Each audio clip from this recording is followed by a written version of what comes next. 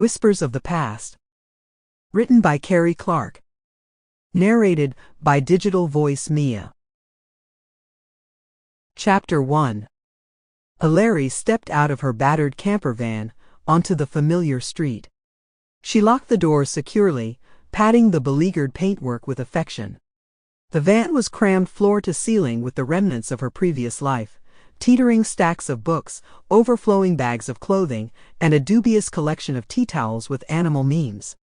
A chill spring breeze wound its way through the narrow lanes of Aberystwyth, bringing with it memories of her childhood. She pulled her coat tighter as her eyes landed on the faded blue door of her aunt's bakery. Eleri's gaze returned to the camper van for a moment, parked along the curb. For a blink, the vehicle warped before her eyes. Metal groaning, glass shattering, the camper twisted into an unrecognizable tangle of debris. Eleri jerked back, eyes wide. She blinked rapidly until the destroyed vehicle reformed back into its former state.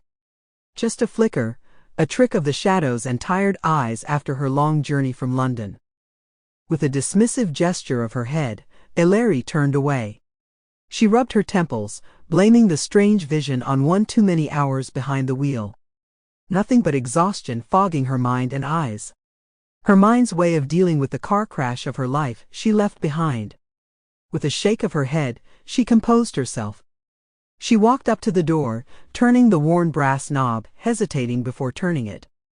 As the door swung open, morning light glinted off the cracked gold lettering that adorned the glass pane. Eleri stepped closer to admire the elegant script that spelled out, "Need a Cooch Bakery." The bell jingled overhead, announcing her arrival into the empty shop. Dust motes swirled in the weak sunlight, filtering through the large front windows. The smell of neglect and decay welcomed her. Eleri's shoulders slumped as she took in the dusty bakery interior. Her stomach twisted in knots. Was she up to this? Eleri ran her fingers over the wooden countertops, remembering helping her aunt out in the holidays. Tilting her head with a wistful shake, she made her way behind the counter and through the swinging door into the kitchen. Shelves lined the walls, stocked with jars of spices and empty tubs of flour and sugar. Dusty pots and baking sheets hung from the ceiling.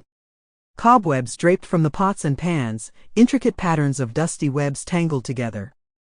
At the heart of the room stood the giant commercial mixer Fionn had nicknamed Old Bessie.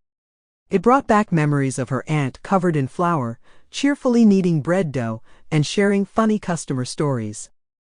Eleri sighed, feeling the weight of Sample complete. Ready to continue?